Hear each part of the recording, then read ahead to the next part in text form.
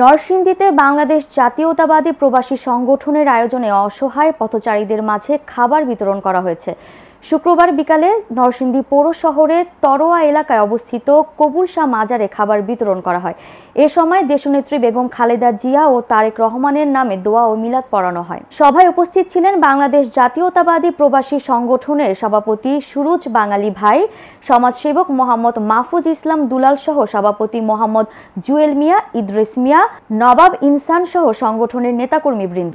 বাংলাদেশ জাতীয়তাবাদী প্রবাসী সংগঠনের জন্য আজকের এই আমাদের আয়োজন করা সকল প্রবাসী ভাইদের জন্য দোয়া চাই এবং দোয়া করবেন। তারা দেশ বিদেশ থেকে দেখছেন, সবার কাছে দোয়া চাই, সবাই দোয়া করবেন ইনশাল্লাহ। আগামীতে জন্য আমরা আরো বড় করে করতে পারি, সবার একটু প্রিয় ইনশাল্লাহ। প্রবাসী ভাইরা অক্লান্ত পরিশ্রম করে আমাদের বাংলাদেশের জন্য রেমিটেন্স পাঠান।